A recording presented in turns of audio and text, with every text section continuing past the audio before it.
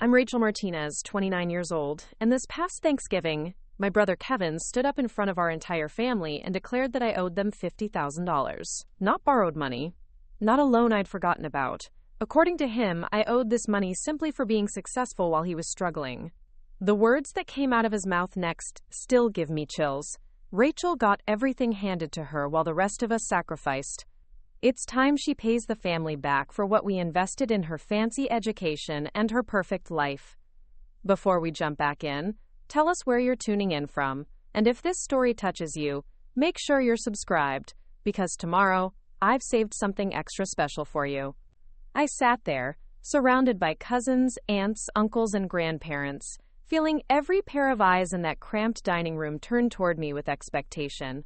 What Kevin didn't expect was that I would pull out my phone, walk next door to our family friend Elena's house, and call my lawyer on speakerphone right there in front of everyone. The conversation that followed changed everything about my relationship with my family forever. Growing up as the youngest of two children in the Martinez household in Tucson meant understanding from an early age that money was always tight, opportunities were limited, and education was the only way out. My parents, Maria and Robert Martinez, had immigrated from Mexico in their 20s, with nothing but determination and a willingness to work harder than anyone else. My father spent 30 years climbing his way up from assembly line worker to factory supervisor, while my mother took whatever jobs she could find that would allow her to be home when Kevin and I got out of school. For most of my childhood, that meant working the early morning shift at the elementary school cafeteria, serving breakfast to kids who looked just like us, then rushing home to make sure we had lunch money and clean clothes for the next day. The Martinez family narrative was built around sacrifice. Every family dinner conversation revolved around what my parents had given up so that Kevin and I could have better lives than they did. They reminded us constantly that they worked double shifts so we could afford school supplies, that they drove a 15-year-old car so we could have new shoes for the school year, that they never took vacations so we could go on field trips with our classes. It wasn't said with resentment, but rather with pride and expectation. This was their investment in our future, and someday, when we were successful, we would understand the depth of their sacrifice and find ways to honor it. Kevin, being 3 years older, was the first to test the limits of this family investment theory.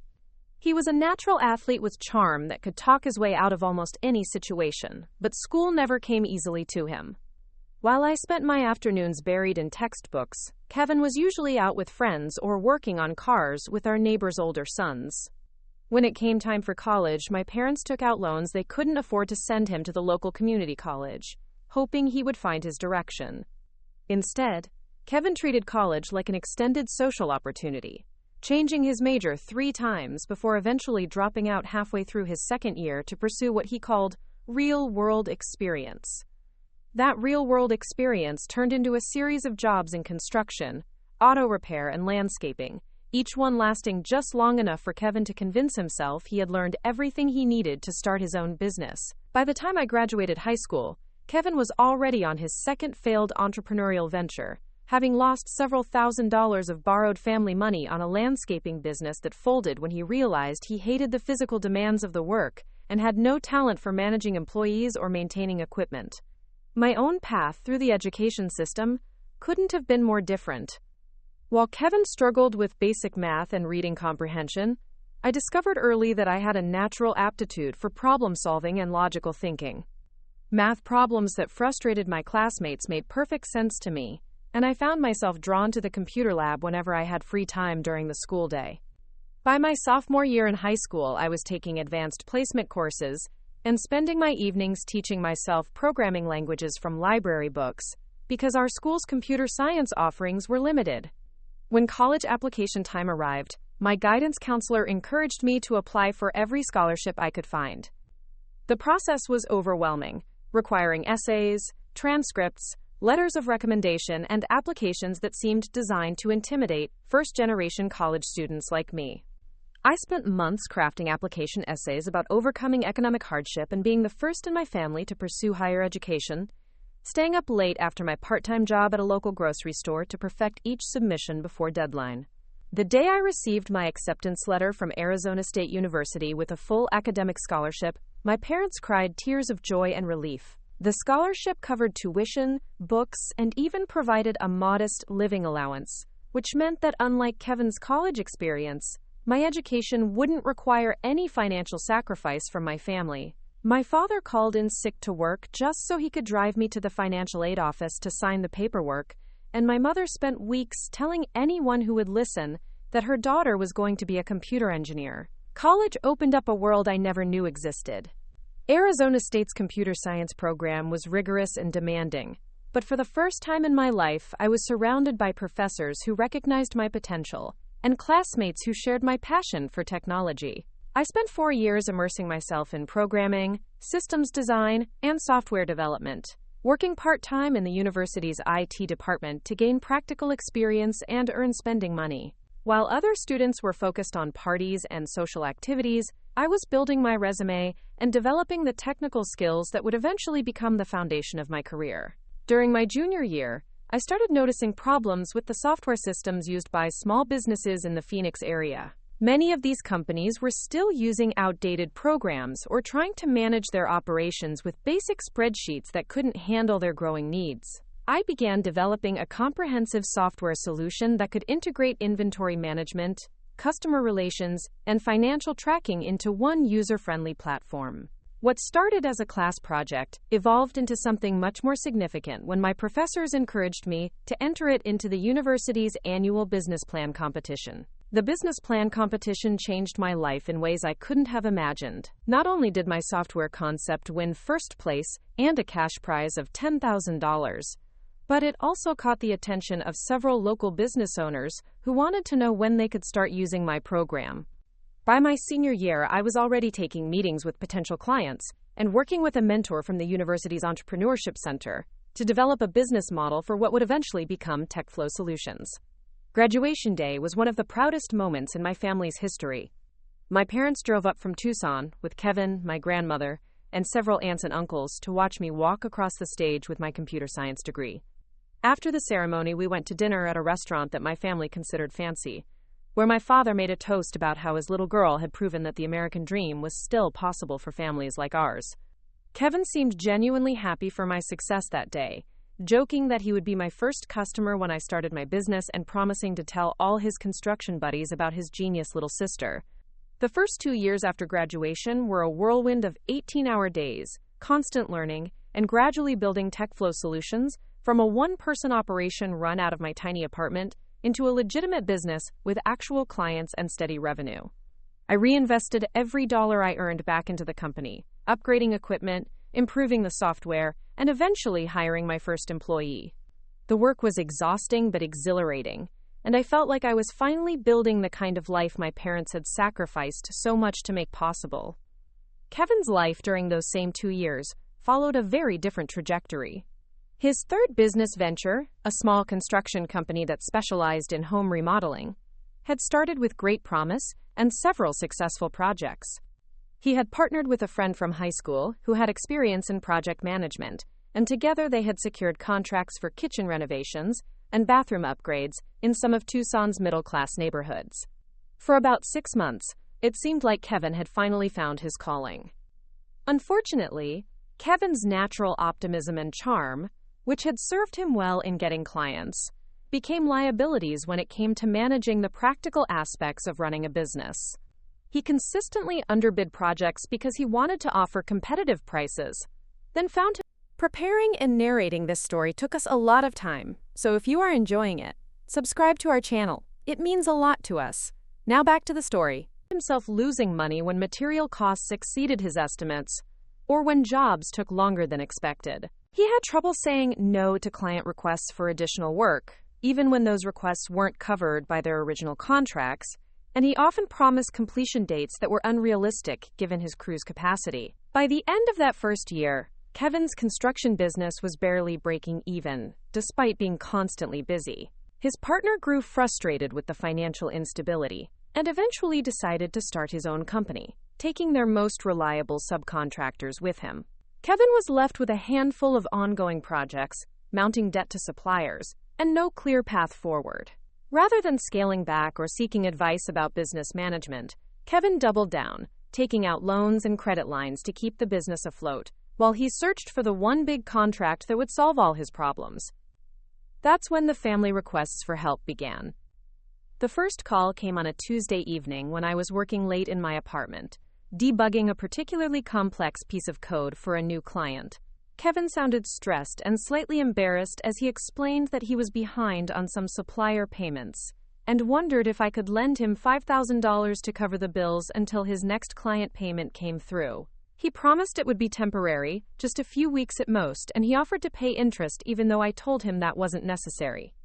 At the time, TechFlow Solutions was finally generating enough profit that I had been able to move into a better apartment and start building an emergency fund. $5,000 was a significant amount for me, but it wasn't going to threaten my business or my personal financial stability. More importantly, Kevin was my brother, and my parents had raised us to believe that family helped family when times were tough. I transferred the money to his account that same evening and told him to pay me back whenever he could manage it. Kevin was effusively grateful, promising that this loan would help him get back on track, and that he would never need to ask for help again. He explained that the construction business was just going through some growing pains, that he had learned from his mistakes, and that he was implementing new systems to prevent cash flow problems in the future. I believed him because I wanted to believe him, and because the idea that my successful brother might be failing at something he was passionate about was too painful to accept. 3 months later, Kevin called again. This time, the request was for $10,000, and the explanation was more complicated. A major client had delayed payment on a large renovation project, leaving Kevin unable to pay his crew and his rent for the business space. He had already exhausted his credit options and was facing the possibility of losing everything he had worked to build. The desperation in his voice was unmistakable, and when my mother called me later that same day to explain that Kevin was at risk of losing his business and that my father was considering taking a second mortgage on their house to help him, I knew I had to step in. $10,000 represented a much larger chunk of my savings, but TechFlow Solutions was growing rapidly, and I had recently signed a contract with a client that would provide steady income for the next year. I convinced myself that helping Kevin save his business was an investment in our family's future, and that when he got back on his feet, he would be able to repay both loans, and our relationship would be stronger for having weathered this crisis together. Kevin's gratitude this time was mixed with shame and repeated promises that this was absolutely the last time he would need help. He had learned his lesson about cash flow management. He had restructured his business model to avoid the problems that had caused these difficulties, and he was confident that the worst was behind him. He even showed me a detailed business plan he had written, complete with financial projections and strategies for sustainable growth that looked impressive to someone like me, who understood systems and planning but had no experience with the construction industry. For almost a year, it seemed like Kevin had indeed turned things around. He paid me back $2,000 from the first loan and was making steady progress on completing the projects that had been delayed. He sent me photos of beautiful kitchen renovations and bathroom upgrades, and he spoke with renewed confidence about expanding his business and hiring additional workers. My parents were proud of how both of their children were building successful careers, and family gatherings became celebrations of the Martinez siblings who had exceeded everyone's expectations. But behind the scenes, Kevin was making the same mistakes that had gotten him into trouble before, just on a larger scale. The business plan he had shown me was based on optimistic assumptions about profit margins and project timelines that didn't reflect the reality of his work.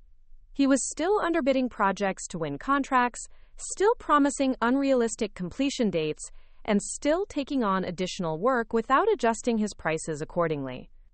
The difference was that now he was operating with higher overhead costs and more complex projects that amplified the impact of every miscalculation. When the second wave of financial problems hit Kevin's business, I was in the middle of the most successful period in TechFlow Solutions' short history. I had recently hired 2 additional employees, moved into a proper office space in Phoenix's growing tech district, and signed contracts with several major clients that would provide steady revenue for the next 2 years.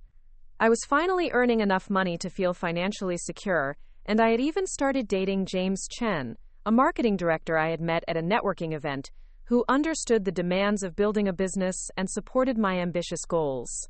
Kevin's third request for help came not through a phone call or a family conversation, but through an intervention orchestrated by my parents.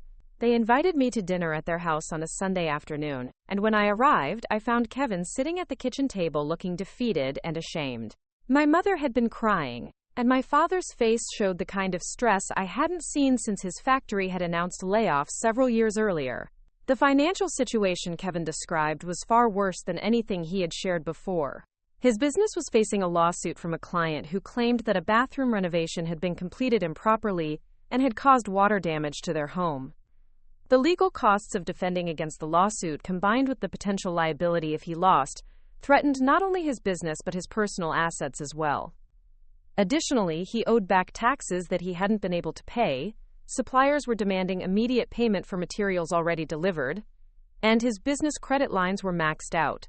My parents explained that they had already emptied their own savings to help Kevin cover some of the most urgent debts, and my father was seriously considering taking early retirement and cashing in his pension fund to provide additional assistance. The thought of my father, who was still several years away from his planned retirement, giving up his financial security to bail out Kevin's business, made me feel sick to my stomach. That evening, I wrote Kevin a check for $15,000, which exhausted most of my emergency fund and represented the largest financial risk I had ever taken.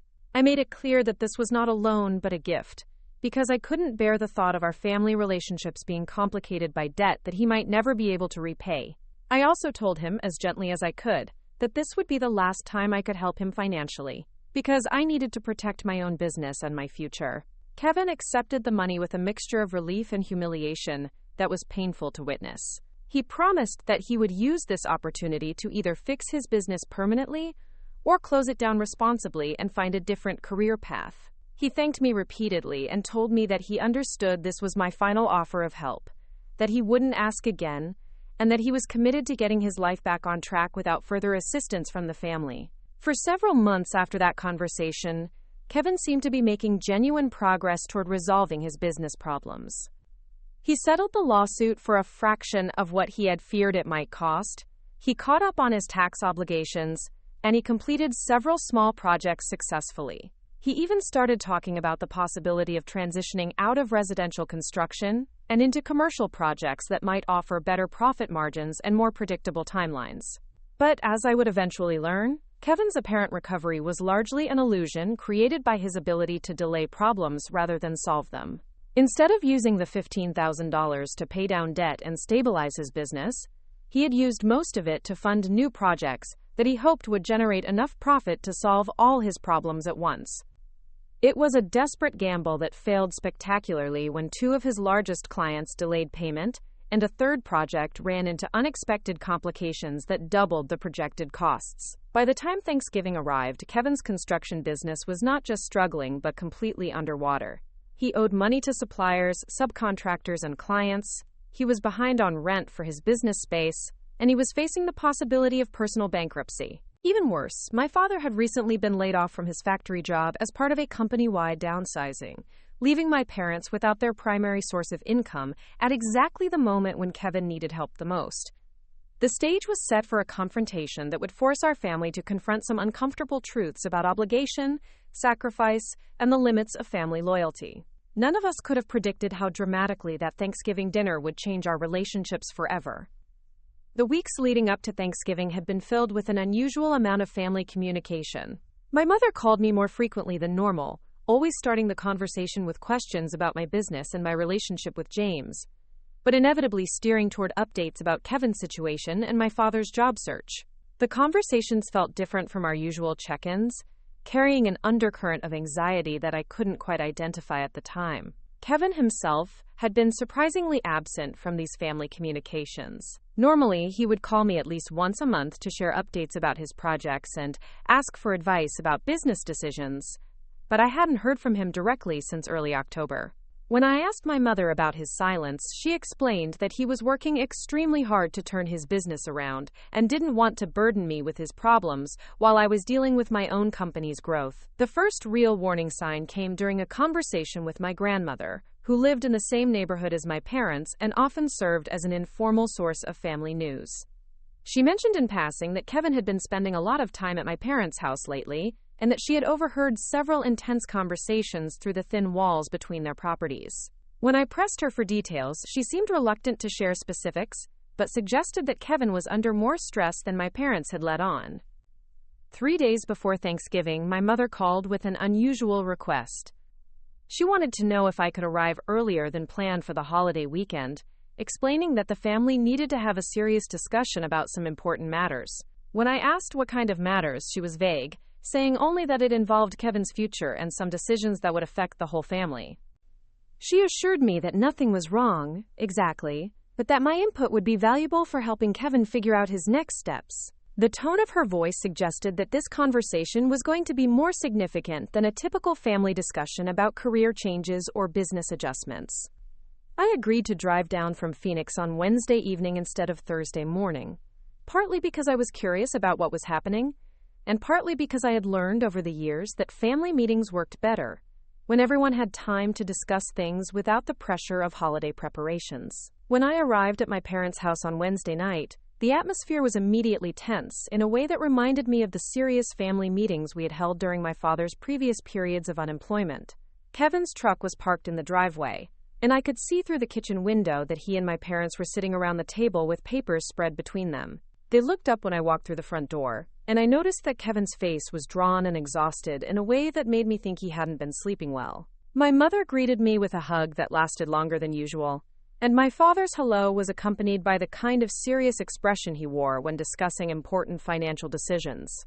Kevin stood up to embrace me, but his usual confident demeanor was replaced by something that looked almost like defeat. The papers on the table, I realized, were financial documents, legal forms, and what appeared to be a business closure checklist. Over the next hour, Kevin laid out the complete scope of his business problems in more detail than he had ever shared before. The situation was far worse than I had understood from my parents' careful updates. His construction company wasn't just struggling financially, it was facing imminent collapse under a mountain of debt that included unpaid taxes, outstanding loans, supplier bills, and potential lawsuit settlements that could total more than $100,000.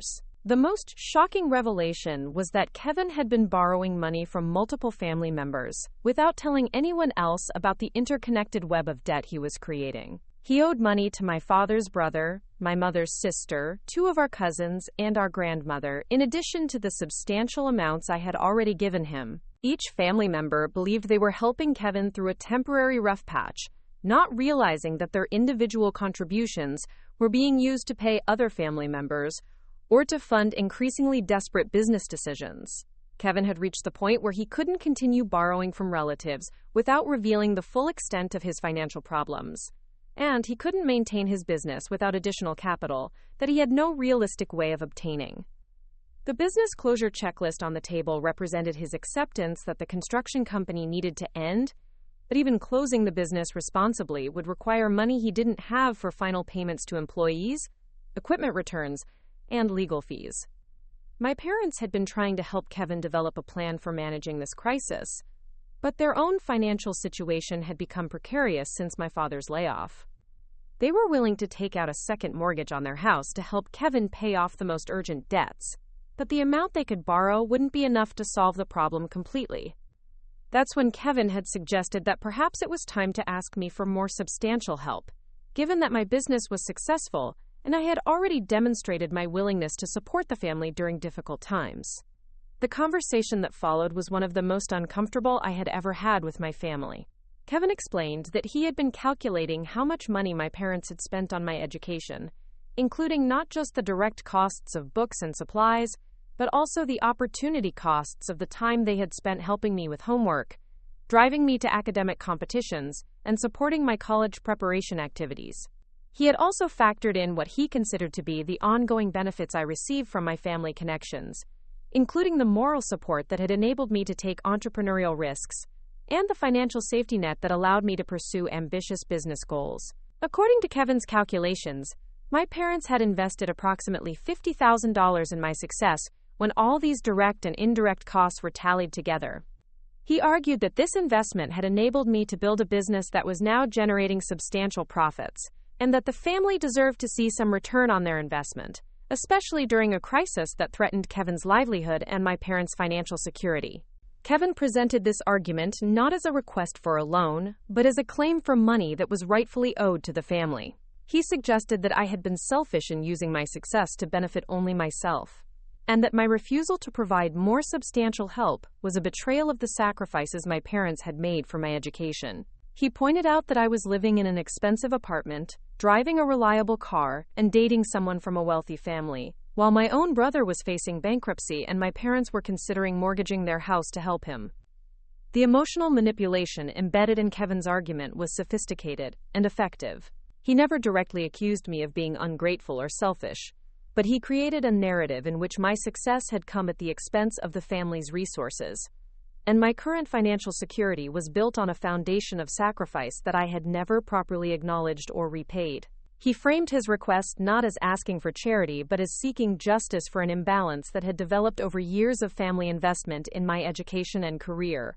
My parents' response to Kevin's presentation revealed that they had been influenced by his reasoning, even if they weren't entirely comfortable with his conclusions. My mother talked about how proud she was of my success, but also mentioned how difficult it had been to watch Kevin struggle while I prospered. My father acknowledged that they had chosen to invest more heavily in my education because I had shown more academic promise, but he also wondered aloud whether the family deserved to benefit more directly from the success that their investment had made possible. The pressure I felt in that moment was unlike anything I had experienced since the early days of starting my business. Kevin wasn't just asking for money. He was challenging the fundamental narrative of my success and suggesting that my achievements belonged as much to the family as they did to me. The fact that my parents seemed to partially agree with his reasoning made it impossible to simply dismiss his claims as the desperate rationalization of a failing entrepreneur. I spent most of that night lying awake in my childhood bedroom, trying to sort through the complex emotions and ethical questions that Kevin's argument had raised. Part of me felt genuinely guilty about the disparity between my financial success and my family's ongoing struggles.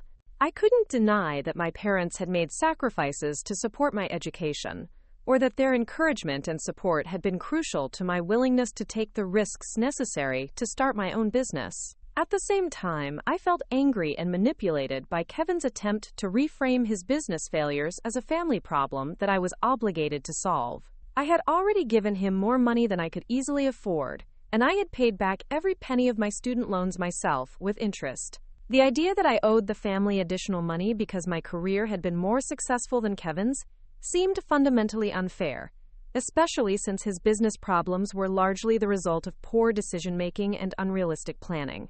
The ethical complexity of the situation was compounded by the cultural expectations that had shaped our family's approach to success and mutual support.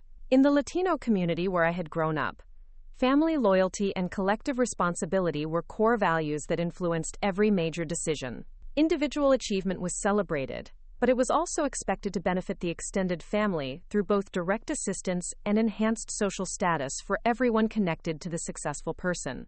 Thursday morning brought the arrival of extended family members for Thanksgiving dinner, and the house quickly filled with the familiar sounds and smells of a major holiday gathering. My aunts and uncles, cousins, and my grandmother all crowded into the small living room and kitchen, catching up on each other's lives and sharing updates about jobs, relationships, and children. Under normal circumstances, I loved these family gatherings for their warmth and the sense of connection they provided to my cultural roots and family history. This year, however, I could feel an undercurrent of tension and expectation that made it difficult to enjoy the usual festivities.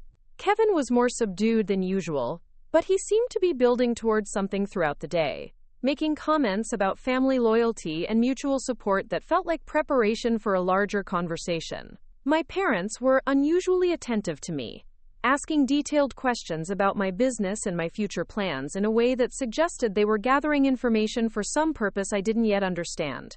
The extended family members who had gathered for dinner were largely unaware of the financial crisis that Kevin was facing, or of the conversation that had taken place the night before about my supposed obligations to help resolve it. They knew that Kevin's business had been struggling, and that I had been successful with my technology company, but they didn't understand the complex web of debt and family loans that had developed over the past several years, or the pressure that was building for me to provide a substantial financial solution. As the afternoon progressed and we prepared for the traditional Thanksgiving dinner, I began to suspect that Kevin was planning to use the family gathering as a forum for presenting his case to a larger audience. The way he kept steering conversations toward topics like family support and shared success suggested that he was building towards some kind of public appeal that would be difficult for me to refuse without appearing selfish, in front of relatives I saw only a few times each year. The formal dinner itself was a masterpiece of my mother's organizational skills and culinary expertise. She had managed to prepare a feast for 15 people in a kitchen designed for a much smaller family, and the dining room table had been extended with card tables and folding chairs to accommodate everyone. The meal included traditional Thanksgiving dishes alongside Mexican specialties that reflected our family's heritage, and the combination of languages and conversation topics created the kind of warm chaos that I normally found comforting and energizing. Kevin waited until we had finished eating, and my mother had brought out the traditional dessert selection before he stood up and asked for everyone's attention. The conversations around the table gradually died down as relatives turned to look at him, expecting some kind of toast or announcement about his business or personal life. Instead, Kevin launched into a carefully prepared speech that caught everyone off guard, with its emotional intensity and its direct challenge to me. He began by talking about family values and the importance of remembering where we came from, even as individual members of the family achieved success in their careers and personal lives. He spoke movingly about the sacrifices that the older generation had made to create opportunities for their children, and about the responsibility that successful family members had to help those who were struggling. His words were general enough that most of the relatives probably assumed he was making a traditional holiday speech about gratitude and family bonds. Then Kevin shifted his focus specifically to me, describing my educational and business success in terms that emphasized how much family support had contributed to my achievements. He talked about the time my parents had spent helping me with homework and school projects, the money they had spent on books and supplies, and the emotional support they had provided during the stressful periods of starting my business. He presented this narrative in a way that made it sound like my success was really a family success that had been achieved through collective effort and sacrifice. The moment that changed everything came when Kevin looked directly at me and said, "Rachel has done incredibly well for herself, and we're all proud of what she's accomplished.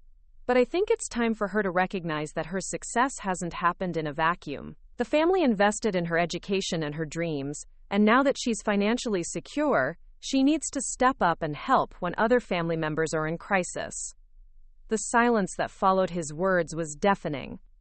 Every person at that table was suddenly aware that they were witnessing not a celebration of family success, but a confrontation over money and obligations that had been building for months.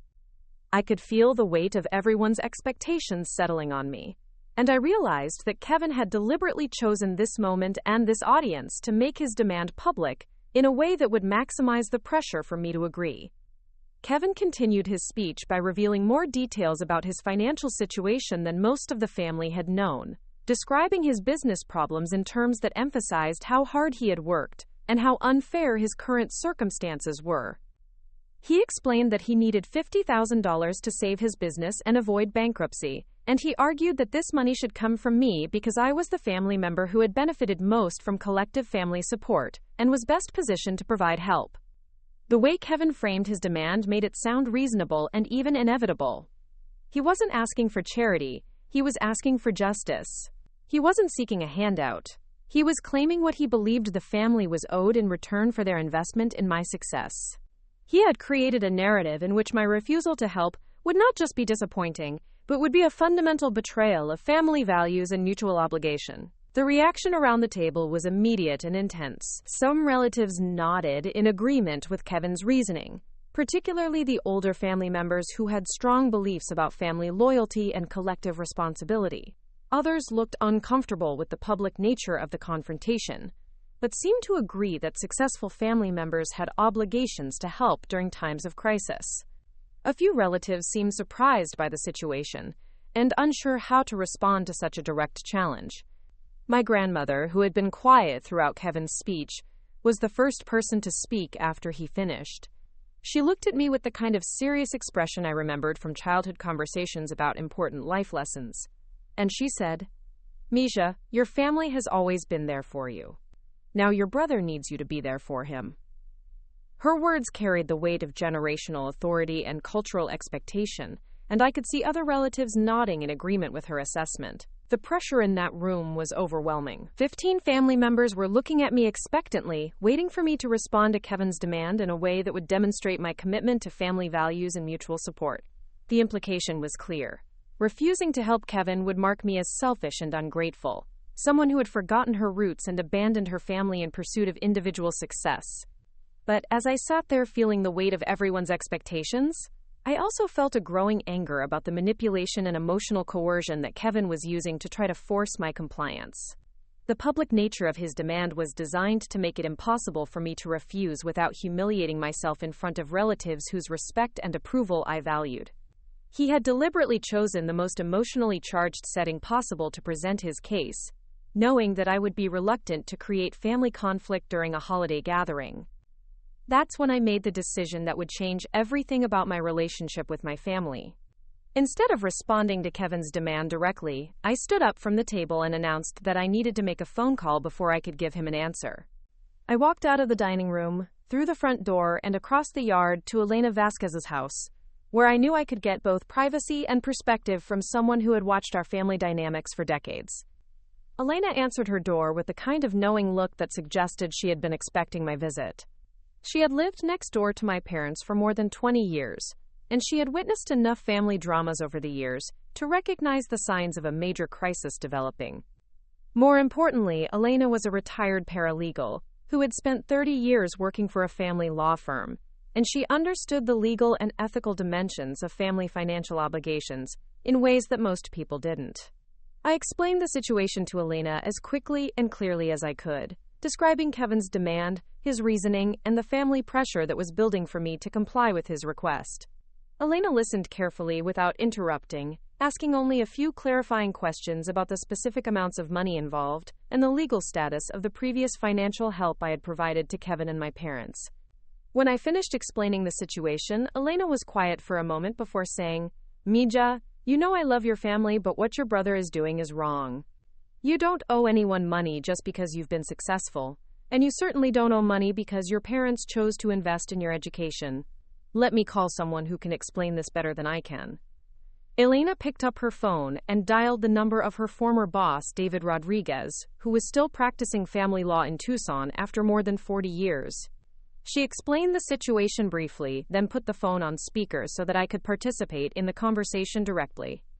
David listened to my description of Kevin's demand and asked several specific questions about the financial history between Kevin and me, the legal status of my student loans, and the nature of my business relationship with my family.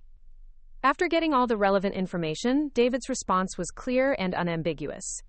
"Rachel, you have no legal obligation to give your brother money, regardless of what your family spent on your education or how successful your business has become.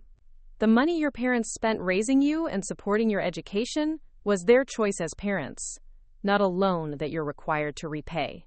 The money you've already given to Kevin was a gift, and gifts don't create ongoing obligations for additional payments." David went on to explain that Kevin's public demand for money, combined with the family pressure being applied to force my compliance, could actually constitute a form of financial harassment that might have legal consequences if it continued to escalate. He pointed out that my success in business was the result of my own hard work and good decisions, and that family relationships shouldn't be used as a weapon to extract money from successful relatives. The conversation with David lasted about 15 minutes, and by the time it was over, I felt both relieved and empowered to return to my family's house with a clear understanding of my legal and ethical position. Elena offered to walk back with me if I wanted moral support, but I decided that I needed to handle the confrontation with Kevin and my family on my own terms. When I walked back into my parents' dining room, the family members were still seated around the table, but the conversation had clearly been focused on my absence and what my response to Kevin's demand might be. Kevin looked up expectantly when I entered, probably assuming that I had stepped away to figure out how to access the money he was requesting or to call my bank about transferring funds.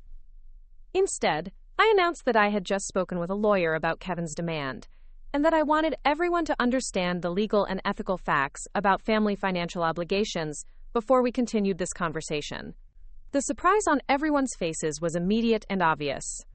No one had expected me to seek legal advice about what they probably viewed as a straightforward family matter, and the introduction of legal terminology and outside expertise changed the entire dynamic of the discussion. I explained that according to the lawyer I had consulted, I had no legal or ethical obligation to give Kevin money, regardless of how much my parents had spent on my education or how successful my business had become. I pointed out that the money I had already given Kevin over the past few years totaled more than $20,000, all of which had been documented as gifts rather than loans, and that this level of family support was far beyond what most people would consider reasonable or expected. The reaction to my legal consultation was immediate and divided. Kevin looked angry and defensive, clearly not having expected me to challenge his demand with outside expertise. Some of the older relatives seemed confused by the introduction of legal concepts into what they viewed as a family matter that should be resolved through traditional values and personal relationships. Others seemed relieved to have clear information about the actual obligations involved in the situation. My grandmother's response was the most surprising and significant. After listening to my explanation of the legal consultation, she said, if Rachel needed to call a lawyer to answer Kevin's demand, then Kevin was asking for something he wasn't entitled to receive. Family members don't threaten each other with legal action unless someone is doing something wrong. Her words seemed to shift the perspective of several relatives who had initially been sympathetic to Kevin's position, and I could see that the family consensus was beginning to move in my direction. Kevin, sensing that his strategy was backfiring, tried to reframe his demand as a request for family assistance rather than a claim for money that was owed, but the damage to his credibility had already been done. The confrontation that followed was unlike anything that had ever happened at a family gathering in my memory. Kevin accused me of being selfish and ungrateful, of forgetting my family now that I was successful, and of hiding behind lawyers instead of taking responsibility for my obligations to the people who had supported me. I responded by pointing out that I had already provided substantial financial help to both Kevin and my parents, that my business success was the result of my own hard work rather than family investment, and that his public demand for money was a form of emotional manipulation that was damaging our family relationships. The argument escalated quickly, with other family members taking sides and expressing their own opinions about family obligations, individual responsibility, and the proper balance between personal success and collective support. The holiday dinner that had started as a celebration of family unity had turned into a bitter confrontation that exposed fundamental disagreements about values, expectations, and the limits of family loyalty. Eventually, my father intervened to restore some semblance of order to the gathering, but the damage to family relationships had been severe and lasting. Kevin left the house that evening without speaking to me directly, and several relatives departed earlier than planned to avoid further conflict. The warmth and connection that had characterized our family gatherings for years had been replaced by tension, resentment, and uncertainty about how we would move forward as a family unit. That night, as I prepared to drive back to Phoenix the next morning, I reflected on how dramatically the previous 24 hours had changed my understanding of my family relationships and my position within the family structure. Kevin's demand had forced me to confront questions about success, obligation, and family loyalty that I had never seriously considered before, and my decision to seek legal advice had established boundaries that would affect how my family approached financial requests in the future. The most significant realization was that my success had created expectations and resentments within my family that went far beyond what I had understood or anticipated. Kevin's financial problems had become a catalyst for expressing deeper frustrations about fairness, opportunity, and the distribution of family resources that had been building for years. My refusal to provide the money he had demanded wasn't just a rejection of his specific request, it was a statement about my independence and my right to make my own decisions about how to use the success I had worked to achieve. The drive back to Phoenix the next morning was one of the longest 4 hours of my life. My phone buzzed constantly with text messages from various family members, each offering their own perspective on what had transpired at dinner and what I should do next. Some messages were supportive, praising me for standing up to Kevin's unreasonable demands and expressing relief that someone had finally challenged his pattern of financial irresponsibility. Others were critical, suggesting that I had embarrassed the family by involving outsiders in what should have remained a private matter, and questioning whether my success had made me forget the values we had been raised with. The most painful message came from my mother, who wrote a long text explaining how disappointed she was that Thanksgiving had ended in conflict, and how she had hoped that our family could find a way to support each other through difficult times without creating permanent divisions. She didn't explicitly take Kevin's side, but her words made it clear that she believed I should have found a way to help him without causing the public confrontation that had ruined the holiday for everyone. Kevin himself remained silent for the first few days after Thanksgiving, but his absence from family communications felt more ominous than reassuring. I knew him well enough to recognize that his quiet periods usually preceded either dramatic gestures or escalated conflicts, and I suspected that my refusal to comply with his demands had only intensified his desperation, rather than convincing him to accept the reality of his situation. My father called me on Sunday evening with an update that confirmed my worst fears about Kevin's state of mind. According to my father, Kevin had spent the weekend researching legal options for forcing family members to provide financial support during emergencies, and he had become convinced that there were precedents for compelling successful relatives to assist with debt resolution under certain circumstances. My father's tone suggested that he didn't entirely believe Kevin's legal theories, but he was concerned about Kevin's increasing desperation and the possibility that he might do something drastic if he couldn't find a solution to his financial problems. The conversation with my father revealed that Kevin's business situation had deteriorated even further since Thanksgiving. 2 of his largest clients had terminated their contracts after learning about his financial difficulties, and his equipment rental company was threatening to repossess tools and machinery if he couldn't catch up on his overdue payments. Even more troubling, Kevin had apparently stopped communicating with most of his subcontractors and suppliers, leaving them uncertain about whether they would ever be paid for work already completed. My father's call also included a request that caught me completely off guard. He asked if I would be willing to meet with Kevin one-on-one to discuss the situation without the pressure and emotions that had complicated our Thanksgiving conversation. My father believed that Kevin and I might be able to reach some kind of compromise if we could talk privately about realistic solutions that would help Kevin manage his crisis without creating ongoing financial obligations for me. The idea of meeting with Kevin privately was both appealing and terrifying. Part of me wanted the opportunity to explain my position more thoroughly and to help Kevin understand why his demands were unreasonable and unsustainable. I hoped that without the audience of extended family members, Kevin might be more willing to listen to practical suggestions about managing his business closure and finding alternative sources of income. At the same time, I was concerned that a private meeting might give Kevin another opportunity to manipulate me emotionally or to present new arguments for why I should provide the financial help he was seeking. The desperation my father had described made me worry that Kevin might be willing to say or do things that would damage our relationship permanently if he believed that emotional pressure could succeed where public pressure had failed. After discussing the situation with James, who had been remarkably patient and supportive throughout the family crisis, I decided to agree to one final conversation with Kevin. I insisted that the meeting take place in a neutral location rather than at my parents' house or Kevin's office, and I asked Elena if she would be willing to join us as a neutral witness to ensure that the conversation remained productive and civil. Elena agreed immediately, explaining that she had been concerned about the Martinez family dynamics for years and hoped that a structured conversation might help Kevin and me find a path forward that would preserve our relationship while establishing appropriate boundaries. Her presence would also provide access to legal expertise if questions arose about family financial obligations or business debt management that required professional guidance. The meeting was scheduled for the following Wednesday at Elena's house, which felt like appropriate neutral territory given her long relationship with our family and her professional background in legal matters. I spent several days preparing for the conversation by documenting all the financial help I had already provided to Kevin and researching realistic options for small business debt resolution that didn't involve additional family loans. Kevin arrived at Elena's house looking haggard and defeated in a way that was genuinely heartbreaking to witness. The confident, charismatic brother I had grown up with had been replaced by someone who seemed overwhelmed by circumstances beyond his control and desperate for any solution that might prevent the complete collapse of everything he had worked to build.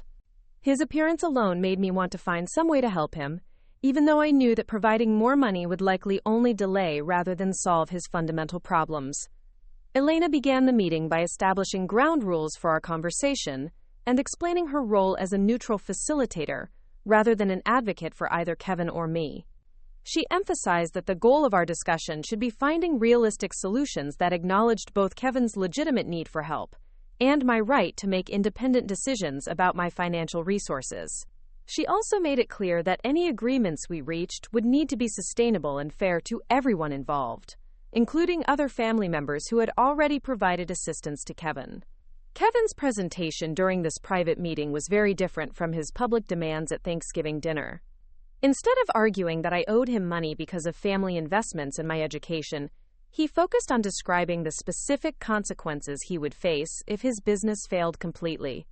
He explained that bankruptcy would not only destroy his credit and his ability to work in construction, but would also affect my parents' financial security because they had co-signed several of his business loans. This revelation about my parents' financial exposure was completely new information that added a complex dimension to the situation I hadn't previously understood. Kevin explained that my father had agreed to co-sign loans totaling nearly $30,000 during the early stages of his business development, believing that his steady employment history would help Kevin secure better interest rates and terms. Now that Kevin's business was failing and my father was unemployed, both of them were at risk of financial consequences that could affect my parents' ability to maintain their house and their retirement security. The knowledge that my parents had put their own financial stability at risk to help Kevin created a moral dilemma that was far more complicated than Kevin's original demands for direct assistance. While I still believed that I had no obligation to bail out Kevin's business mistakes, the possibility that his failure could result in my parents losing their home or their retirement savings was something I couldn't ignore as easily. Kevin's strategy for this private conversation was much more sophisticated than his public emotional manipulation at Thanksgiving. Instead of demanding $50,000 as a family obligation, he proposed a structured business arrangement that would give me partial ownership of his construction company in exchange for the capital needed to resolve his most urgent debts and continue operations under a more conservative business model. According to Kevin's proposal, I would invest $40,000 in his business, which would be used to pay off tax obligations, settle with the most critical suppliers, and provide enough working capital to complete existing projects without taking on additional debt. In exchange, I would become a 50% partner in the business, with veto power over major financial decisions, and the right to receive 50% of all profits until my investment was recovered. On the surface, Kevin's partnership proposal seemed more reasonable than his previous demands for outright gifts or loans. It acknowledged my right to receive something in return for providing financial assistance, and it included safeguards designed to prevent the kind of poor decision-making that had created his current crisis. The structure would also give me some control over how the money was used, and some protection against Kevin's tendency to make overly optimistic commitments to clients and subcontractors. However, Elena's legal expertise quickly identified several problems with Kevin's partnership proposal that made it much riskier than it initially appeared. As she explained to both of us, becoming a partner in Kevin's construction business would make me legally liable for all business debts and obligations, including existing liabilities that Kevin might not have fully disclosed. Even if I invested enough money to resolve his current crisis, I could become responsible for future debts, lawsuit settlements, or tax obligations that arose from past business activities. Elena also pointed out that the construction industry required specific licenses, insurance policies, and expertise that I didn't possess, which would make it difficult for me to exercise meaningful control over business operations, even if I had formal authority over financial decisions. Kevin's track record of poor business judgment suggested that even with my involvement, the company would likely continue to struggle with the fundamental problems that had created the current crisis. The more Elena explained the legal and practical implications of Kevin's partnership proposal, the more obvious it became that he was essentially asking me to take responsibility for his business debts while allowing him to continue making the same kinds of decisions that had led to his financial problems. The partnership structure was designed to make his request seem more legitimate and reciprocal, but the reality was that I would be assuming most of the risk, while Kevin retained most of the control over day-to-day operations. During this conversation, Kevin also revealed additional information about his financial situation that made it clear that $40,000 would not be sufficient to solve his problems permanently. The figure he had proposed would address only the most immediate threats to his business survival, but would not provide enough capital to complete existing projects profitably, or to build the kind of financial reserves necessary for sustainable operations. Kevin admitted that he had underbid several large projects that were already under contract, which meant that completing them would require additional investment beyond what his partnership proposal would provide. He also acknowledged that his reputation in the local construction market had been damaged by his financial difficulties, which would make it challenging to secure new contracts even if his immediate debt problems were resolved. The conversation continued for more than 2 hours, with Kevin presenting increasingly desperate alternatives and Elena patiently explaining why each proposal created unacceptable risks for me, while failing to address the fundamental causes of his business problems. By the end of the meeting, it was clear that Kevin's situation had progressed beyond the point where family assistance could provide a realistic solution.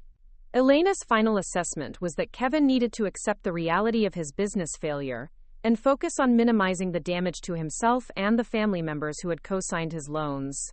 She recommended that he consult with a bankruptcy attorney about options for protecting my parents from liability for his business debts, and that he begin looking for employment opportunities that would provide steady income while he rebuilt his financial stability. Kevin's reaction to Elena's recommendations was a mixture of anger, denial, and desperation that was difficult to witness. He accused Elena of being biased against him because of her relationship with me, and he suggested that she was providing legal advice that was designed to protect my interests rather than offering genuine guidance about his options. He also returned to his original argument that family members had obligations to help each other during crises, regardless of the legal technicalities or business risks involved. The meeting ended without any agreement about how to proceed, but it had clarified several important points that would influence my future decisions about Kevin's situation. Most importantly, I now understood that Kevin's financial problems were far more extensive and complex than I had previously realized, and that providing additional money would likely only delay rather than prevent the ultimate failure of his business. The revelation about my parents' financial exposure also created a new set of priorities for me. While I remained convinced that I had no obligation to bail out Kevin's business, I was genuinely concerned about protecting my parents from the consequences of their decision to co-sign his loans. This concern would require me to research options for helping my parents manage their potential liability without enabling Kevin's continued poor decision-making. Over the next several days, I consulted with my own attorney about the legal implications of my parents' co-signing arrangements and the potential strategies for protecting them from Kevin's business debts. I also began researching bankruptcy laws and debt resolution options that might allow Kevin to close his business without destroying my parents' financial security.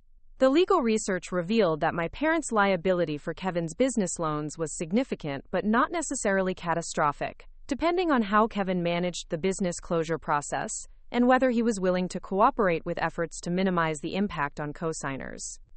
If Kevin filed for personal bankruptcy, my parents could potentially be protected from most business debts, but they would need to take proactive steps to document their status as co-signers, rather than primary borrowers.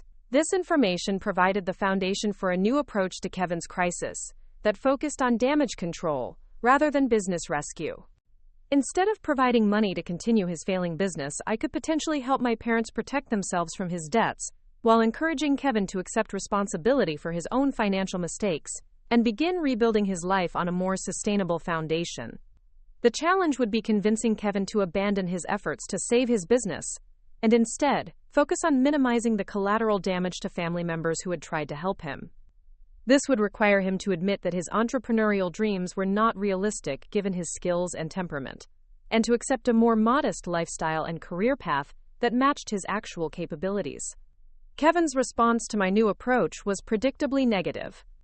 When I called him to explain the legal research I had conducted, and to suggest that he focus on protecting my parents rather than continuing to seek business funding, he accused me of giving up on him and of trying to control his life through legal manipulation.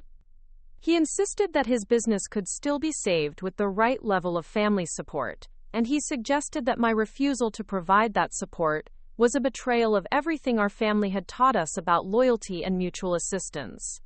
The conversation with Kevin deteriorated quickly into a repetition of the same arguments we had been having since Thanksgiving, with him demanding that I provide substantial financial assistance, and me explaining why such assistance would be neither helpful nor appropriate.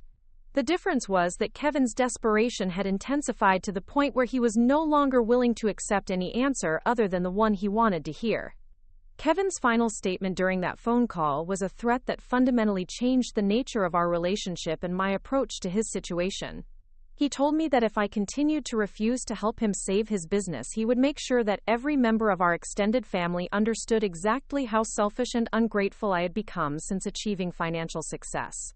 He promised to contact relatives, family friends, and community members to share his version of our conflict and to ensure that my reputation in our hometown would be permanently damaged. The threat to damage my reputation within our family and community was particularly painful because it demonstrated that Kevin was willing to sacrifice our relationship and cause long-term harm to family unity in order to pressure me into compliance with his demands. It also showed that he had moved beyond legitimate requests for help and was now engaged in a form of emotional blackmail that was designed to coerce rather than persuade.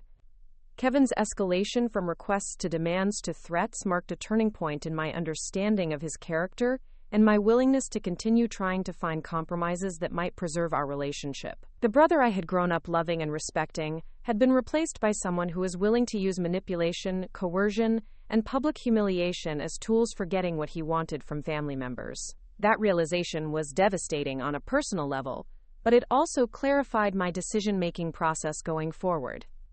I could no longer approach Kevin's situation as a family crisis that required collaborative problem-solving, because Kevin had demonstrated that he was not interested in solutions that didn't involve other people sacrificing their financial security for his benefit. Instead, I would need to focus on protecting myself and my parents from the consequences of Kevin's poor decisions, while establishing boundaries that would prevent future manipulation attempts. The next phase of this family crisis would require me to implement those boundaries in ways that might preserve some possibility of future reconciliation, while making it clear that Kevin's threats and demands would not be successful in changing my position. It would also require me to find ways to help my parents manage the financial and emotional consequences of Kevin's business failure, without enabling his continued irresponsibility. The complexity of navigating these family relationships while protecting my own interests and values would test everything I had learned about business decision-making, personal boundaries, and the difference between helping someone and enabling their destructive behavior. The stakes were no longer just financial, but involved the fundamental question of whether our family could survive Kevin's crisis with our relationships and values intact. Kevin's threat to sabotage my reputation became reality faster than I had anticipated. Within 3 days of our conversation, I started receiving concerned calls from relatives and family friends who had been contacted by Kevin with his version of our conflict. According to the people who called me, Kevin was telling anyone who would listen that I had become arrogant and selfish since starting my business, that I had forgotten my family's sacrifices, and that I was refusing to help him during his time of greatest need despite having more money than I could possibly spend. The most painful call came from my godmother, Aunt Carmen, who had helped raise me during the summers when my parents were both working multiple jobs. Carmen had always been one of my strongest supporters, celebrating my academic achievements and encouraging my entrepreneurial ambitions, even when other family members questioned whether I was being too ambitious for my own good. Hearing the disappointment in her voice as she asked me to explain Kevin's accusations felt like a physical blow to my chest. Carmen's conversation with me revealed the sophisticated nature of Kevin's campaign against my reputation. He wasn't simply telling people that I had refused to lend him money. He was creating a narrative that portrayed me as someone who had exploited family resources to build my success, and was now abandoning my obligations to the people who had made my achievements possible. He was sharing specific details about my lifestyle, my apartment, my relationship with James, and my business profits in ways that made my success seem excessive, and my refusal to help him seem particularly cruel. What made Kevin's campaign especially effective was that he was mixing legitimate facts about my financial success with misleading interpretations of family history and distorted explanations of his current crisis. He was telling people that my parents had taken out loans to pay for my education, which was technically true even though I had repaid those loans with interest. He was explaining that his business was failing due to economic circumstances beyond his control, which ignored his pattern of poor decision-making and financial irresponsibility. The emotional impact of learning that Kevin was actively working to damage my reputation within our community was devastating, but it also provided clarity about the kind of person he had become and the extent to which his desperation had corrupted his judgment and his values. The brother who had once been proud of my achievements and supportive of my ambitions had been replaced by someone who was willing to destroy my relationships with extended family members in order to pressure me into compliance with his demands. My response to Kevin's reputation campaign was carefully calculated to protect my relationships with family members while avoiding the kind of public confrontation that would escalate the conflict further. Instead of calling Kevin directly to demand that he stop spreading lies about me, I began reaching out to the relatives and family friends who had contacted me with concerns, providing them with accurate information about my financial history with Kevin and my family, and explaining the legal and ethical reasons why his demands were inappropriate. The conversations with extended family members were emotionally draining but ultimately productive. Most of the people who had been influenced by Kevin's initial accusations were willing to listen to my side of the story, and many of them began to recognize the manipulative nature of his approach once they understood the full context of our conflict. Several relatives shared that they had been uncomfortable with Kevin's requests for them to pressure me on his behalf, and that they had suspected there was more to the situation than he was revealing. My conversation with Aunt Carmen became a turning point in the family's understanding of the true dynamics of the situation. After listening to my explanation of Kevin's financial history and the pattern of poor business decisions that had led to his current crisis, Carmen admitted that she had been concerned about Kevin's approach to money and responsibility for several years. She revealed that Kevin had also asked her for financial assistance multiple times, always with promises of quick repayment that were never fulfilled. Carmen's support gave me the confidence to be more proactive in addressing Kevin's campaign against my reputation. With her encouragement, I decided to document the financial assistance I had already provided to Kevin, and to share this information with family members who were being pressured to take sides in our conflict. The documentation included bank transfer records, copies of checks, and written summaries of the circumstances surrounding each financial gift, creating an objective record that contradicted Kevin's claims about my selfishness and lack of family support. The evidence of my previous financial assistance to Kevin was eye-opening for many family members who had only heard his version of our relationship. The documentation showed that I had provided more than $20,000 in direct assistance over the past 3 years, in addition to smaller gifts and support that brought the total close to $25,000. This level of family assistance was far beyond what most people would consider normal or expected, and it undermined Kevin's argument that I had been unwilling to help him during his difficulties. More importantly, the documentation revealed the pattern of Kevin's financial irresponsibility and his tendency to present each crisis as a temporary setback, rather than acknowledging the ongoing problems with his business management. The record showed that each time I had provided financial assistance, Kevin had promised that it would be the last time he needed help, and that his business problems were about to be resolved permanently. The repetitive nature of his crises made it clear that providing additional money would likely only continue the cycle rather than solving his fundamental problems. Armed with this documentation and the support of family members like Aunt Carmen, I felt ready to confront Kevin directly about his campaign against my reputation, and to establish clear boundaries about acceptable behavior going forward.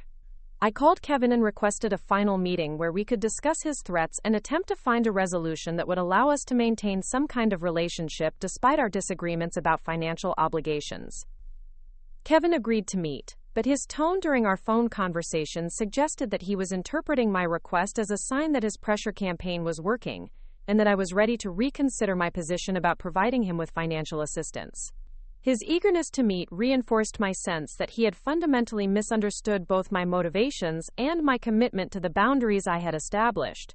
The meeting took place at Elena's house again, with Elena serving as a mediator and witness to ensure that the conversation remained productive, and that any agreements we reached would be clearly documented. I had asked Elena to prepare a written summary of Kevin's legal options for business closure and debt resolution, including information about protecting my parents from liability for his business loans. Kevin arrived at the meeting with what appeared to be a new proposal for financial assistance, apparently believing that the family pressure he had generated would convince me to provide the money he had been seeking. His confidence was immediately obvious, and he seemed surprised when I began the conversation by addressing his campaign against my reputation rather than discussing his financial needs.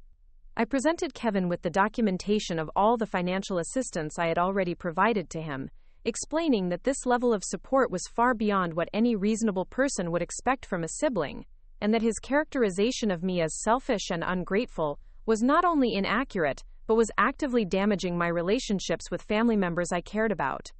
I told him that his threats and manipulation had crossed lines that could not be uncrossed, and that our relationship could not continue on its current trajectory. Kevin's reaction to my documentation was a mixture of anger, embarrassment, and continued defiance that revealed how deeply his desperation had affected his ability to think rationally about the situation. Instead of acknowledging that the evidence contradicted his claims about my lack of family support, he argued that the money I had given him was insufficient given my level of success and my family's historical investment in my education and career development. Kevin's response demonstrated that he had become so invested in his narrative of victimhood and family obligation that he was no longer capable of recognizing the reality of the assistance he had already received, or the unreasonableness of his continued demands.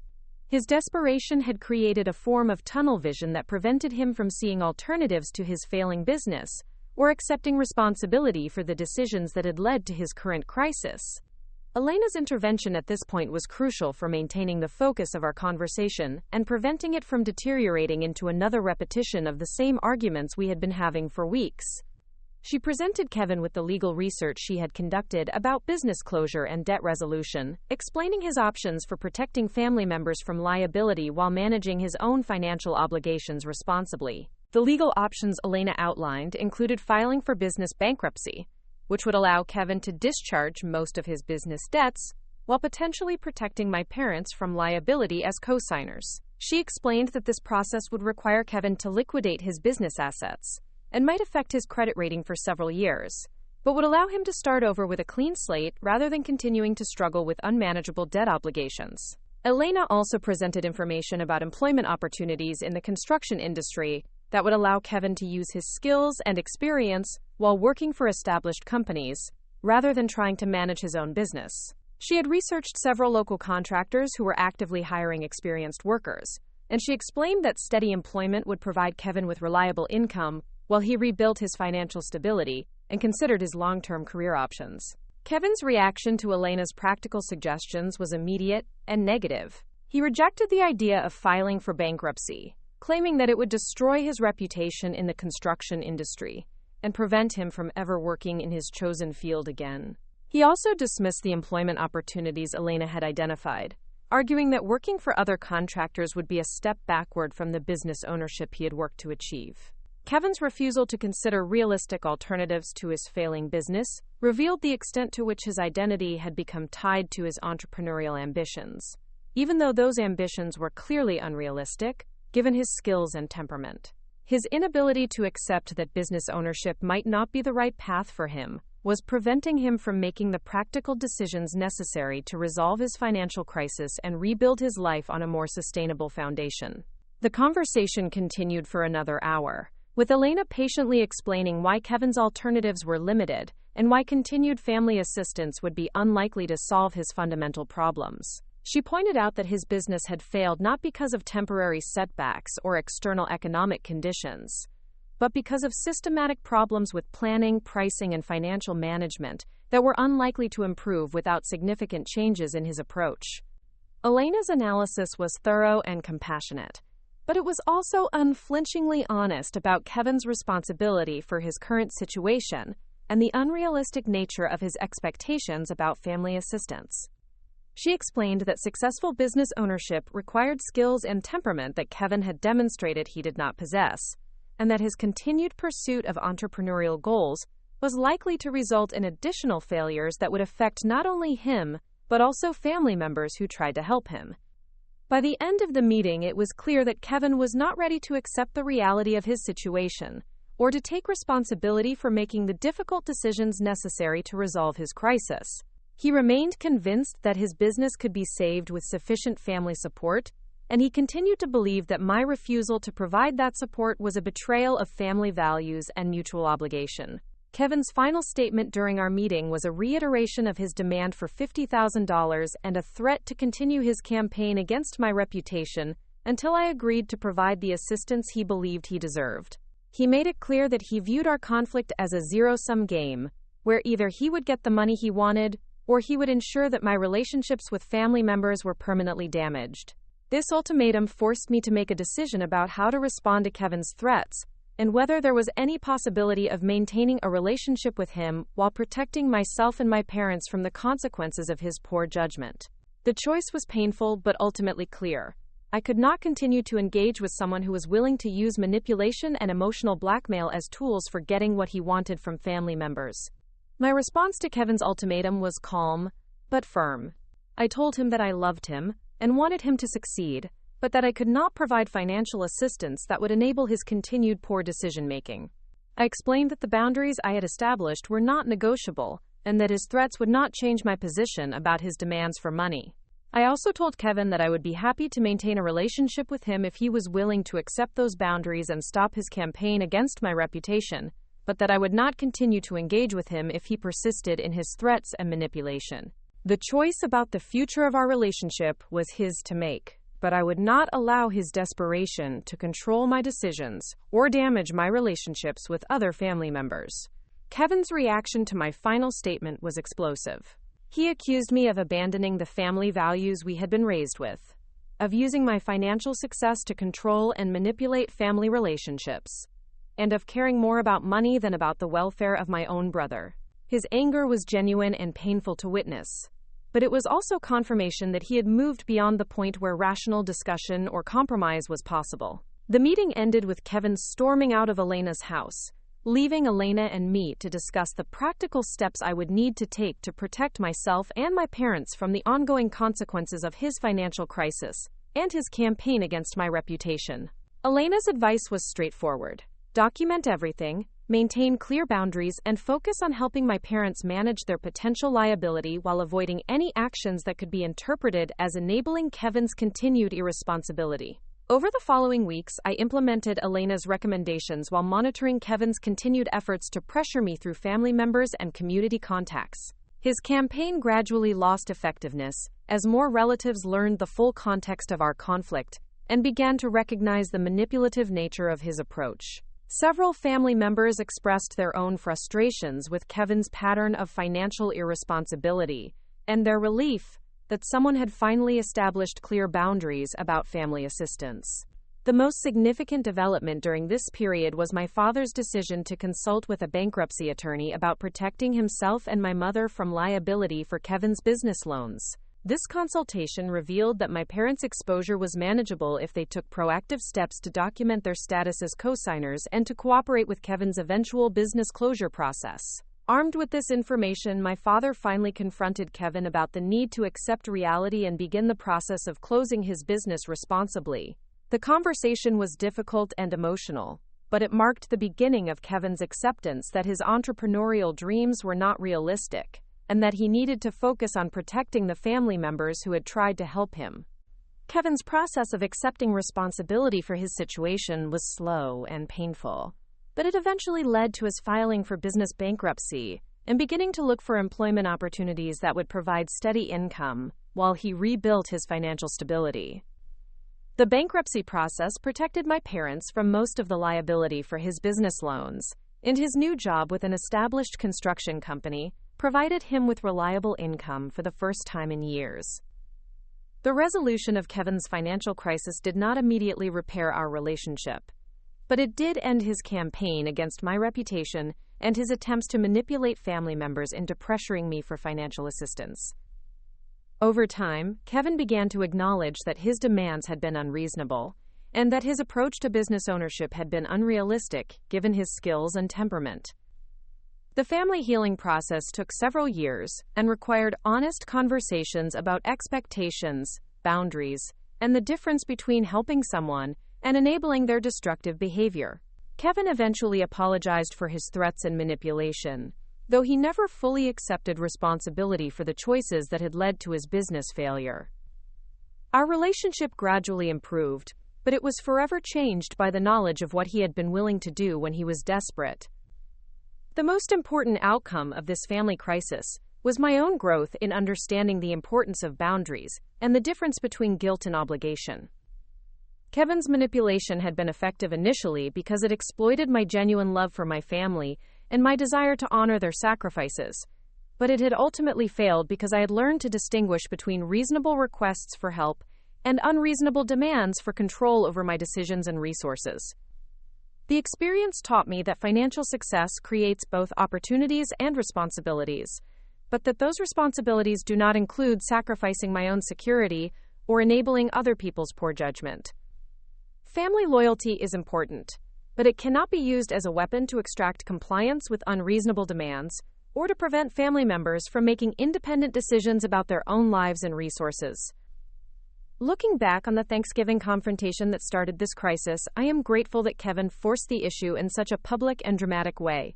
His demand for $50,000 and his threat campaign ultimately revealed the depth of his financial irresponsibility and his willingness to manipulate family relationships for personal gain. Without that clarity, I might have continued enabling his poor decisions indefinitely while allowing him to create ongoing financial obligations that would have affected my own security and my ability to build the life I wanted. The decision to call Elena's lawyer friend during that Thanksgiving dinner was a turning point that allowed me to respond to Kevin's demands from a position of knowledge rather than emotion. Having legal clarity about my obligations and rights gave me the confidence to establish boundaries that protected both my interests and my family's long-term welfare, even when those boundaries were initially unpopular with relatives who didn't understand the full context of the situation.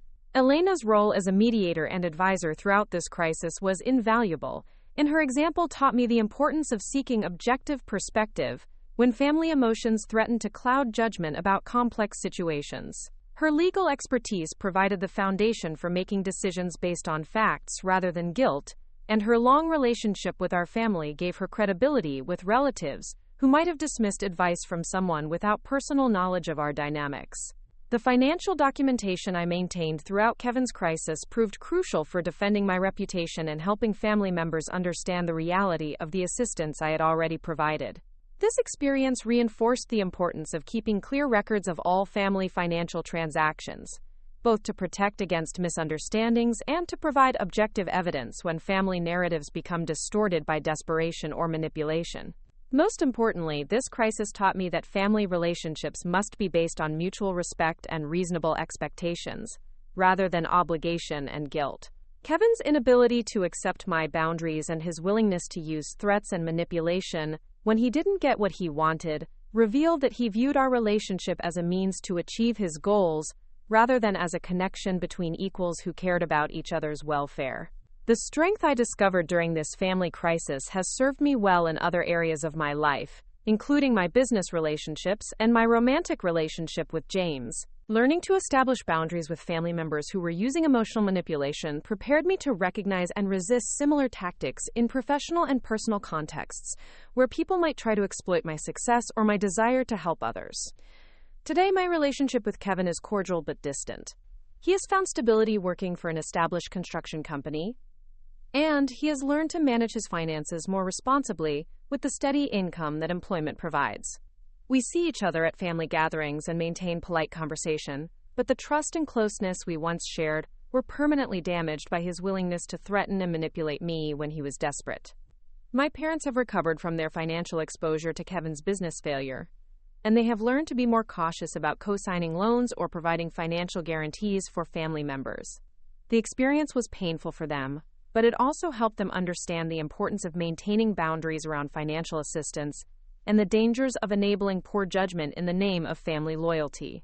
The extended family members who were initially influenced by Kevin's campaign against my reputation have largely come to understand the full context of our conflict, and many of them have expressed appreciation for the boundaries I established and the example I set about the difference between helping family members and enabling their destructive behavior.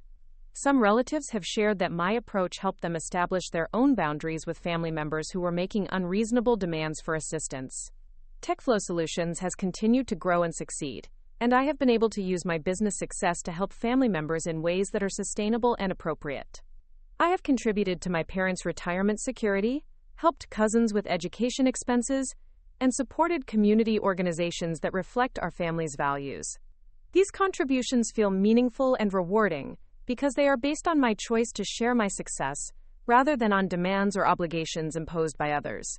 The Thanksgiving confrontation that nearly destroyed my family relationships ultimately strengthened them by forcing us to have honest conversations about expectations, boundaries, and the limits of family obligation. While the crisis was painful and the resolution took years to achieve, the outcome was a healthier family dynamic, based on mutual respect rather than guilt and manipulation. The aftermath of establishing firm boundaries with Kevin created ripple effects throughout our extended family that I hadn't fully anticipated. While many relatives came to understand and support my position, the crisis had exposed fundamental differences in how family members viewed obligation, success, and mutual support. These differences led to ongoing conversations and relationship adjustments that continued long after Kevin's immediate financial problems were resolved. My relationship with my parents required the most careful navigation during this period. While they eventually came to understand why I couldn't continue enabling Kevin's poor decisions, they struggled with feelings of guilt about their own role in his financial crisis, and disappointment that their children couldn't find a way to support each other through difficult times. My mother, in particular, had difficulty accepting that family conflicts sometimes couldn't be resolved through compromise and good intentions. The conversations with my parents about family dynamics and financial boundaries became opportunities for deeper understanding about the values we shared and the areas where our perspectives had diverged. They helped me recognize that their desire for family harmony was genuine and loving, even when it led them to pressure me to make decisions that weren't in my best interest. At the same time, I was able to help them understand that protecting Kevin from the consequences of his choices wasn't actually helping him develop the skills and judgment he needed to succeed.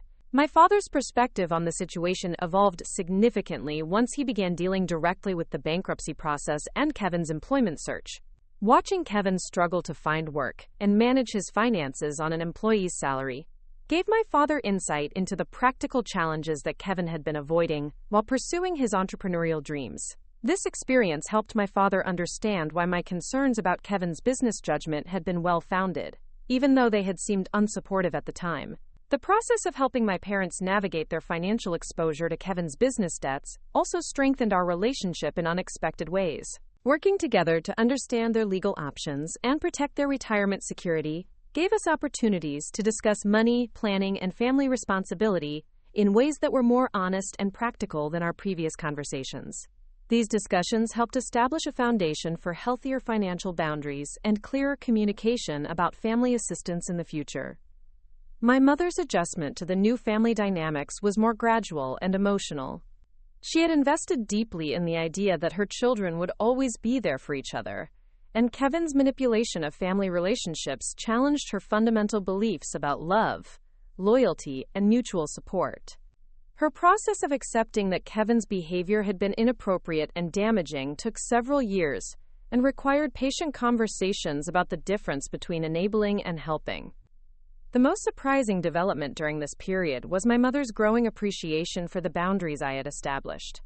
As she watched Kevin adjust to employment and begin to take responsibility for his financial decisions, she began to see that my refusal to provide unlimited assistance had actually helped him in ways that continued family support would not have.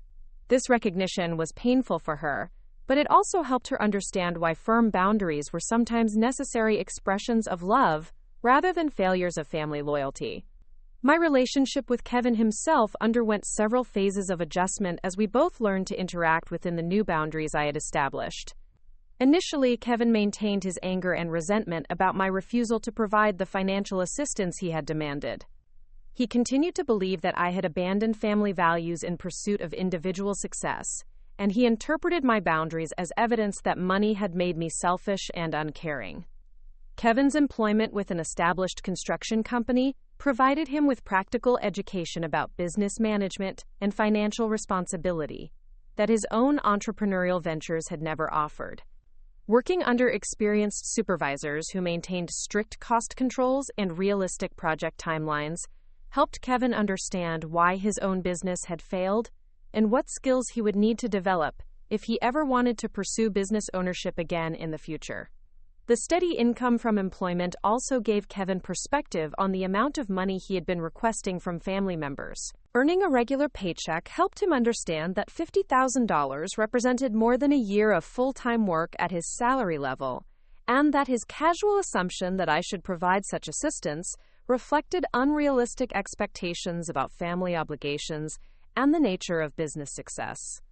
Kevin's gradual recognition of these realities led to subtle changes in his attitude toward me and our family relationships. While he never explicitly apologized for his threats and manipulation, he began to acknowledge that his business problems had been more serious than he had initially admitted, and that his demands for family assistance had been unreasonable given the scope of his financial irresponsibility. The first real conversation Kevin and I had about our conflict occurred more than a year after his bankruptcy filing, during a Christmas gathering at my parents' house. Kevin approached me privately and asked if we could talk about what had happened between us, explaining that he had been reflecting on the situation and wanted to understand my perspective better. The conversation was tentative and awkward, but it represented the beginning of a slow reconciliation process. During that Christmas conversation, Kevin admitted that he had been so focused on saving his business that he hadn't considered how his demands and threats were affecting our relationship or other family members. He acknowledged that his campaign against my reputation had been wrong, and that his desperation had led him to say and do things that he regretted. While his apology was limited and conditional, it represented progress toward acknowledging his responsibility for the damage that had been done to our relationship. Kevin also shared some of the lessons he had learned from working as an employee, rather than trying to manage his own business. He explained that having supervisors who held him accountable for his decisions and performance had taught him things about planning and financial management that he had never understood when he was his own boss. This education had helped him recognize that his business failures were the result of skill deficits rather than bad luck or external circumstances. The conversation with Kevin was emotionally complex because it combined genuine relief at his growing self-awareness with lingering frustration about the pain his manipulation had caused. I was glad to see that he was learning from his experience and developing more realistic expectations about business ownership and family relationships. But I was also aware that his understanding was still incomplete, and that rebuilding trust would be a long-term process. My response to Kevin's overtures was carefully measured to acknowledge his progress while maintaining the boundaries that had proven necessary for protecting our family relationships. I told him that I was proud of the adjustments he was making and that I hoped we could continue to rebuild our relationship. But I also made it clear that my financial boundaries would remain in place regardless of how our personal relationship evolved. Kevin's reaction to my continued financial boundaries revealed that his understanding of the situation was still evolving. He seemed disappointed that my willingness to talk with him didn't automatically translate into renewed availability for financial assistance, and he struggled to understand why I couldn't simply forgive and forget the conflicts we had experienced. This reaction showed that Kevin was still learning to separate his personal relationships from his financial expectations, and that additional time and experience would be needed before he could fully accept the new dynamic between us. The extended family's response to Kevin's gradual rehabilitation and our tentative reconciliation was varied, and reflected the different ways that family members had been affected by our original conflict. Some relatives were eager to see us rebuild our relationship and encouraged me to be generous in accepting Kevin's limited apologies and acknowledgments. Others remained skeptical about Kevin's sincerity and warned me to be cautious about trusting him too quickly. Aunt Carmen, who had become one of my strongest supporters during the crisis, provided particularly valuable perspective about the reconciliation process. She helped me understand that Kevin's growth would likely be gradual and incomplete, and that my role was to remain open to positive changes while protecting myself from backsliding or renewed manipulation attempts. Her advice was to respond to Kevin's actual behavior rather than his promises or intentions, and to maintain realistic expectations about the pace and extent of his personal development.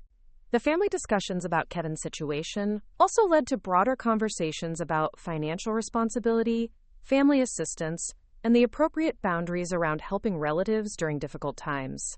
These conversations were sometimes uncomfortable because they forced family members to examine their own assumptions and expectations about mutual support, but they also helped establish clearer guidelines for future situations where family members might need help. One of the most valuable outcomes of these family discussions was the development of informal protocols for evaluating requests for financial assistance and determining appropriate responses that would help family members without enabling poor decision-making. These protocols emphasized the importance of understanding the full context of financial problems setting clear limits on assistance, and focusing on solutions that would promote long-term stability rather than short-term relief. My grandmother's perspective on the family crisis and its resolution was particularly insightful because of her experience with previous generations of family conflicts and financial challenges. She helped me understand that family relationships naturally evolve in response to changing circumstances, and that the conflicts we had experienced were part of a normal process of establishing adult boundaries and expectations. My grandmother also provided historical context about other family members who had faced similar challenges with business ownership, financial management, and family expectations. Her stories helped me understand that Kevin's struggles were not unique, and that the family had successfully navigated similar situations in the past by maintaining love and support, while also insisting on personal responsibility and realistic decision-making. The business lessons I learned from the family crisis proved valuable for managing tech flow solutions and making decisions about company growth and financial management. The experience of setting boundaries with Kevin taught me important skills for dealing with employees, clients, and business partners who might try to use emotional manipulation or unreasonable pressure to influence my business decisions. The crisis also provided practical education about the importance of maintaining clear documentation, setting explicit expectations, and communicating boundaries effectively in all kinds of relationships. These skills became essential as my business grew, and I encountered more complex situations involving employee conflicts, client demands, and partnership negotiations that required firm but fair decision-making. My relationship with James was strengthened by his support during the family crisis and his understanding of the difficult decisions I had to make about boundaries and financial assistance.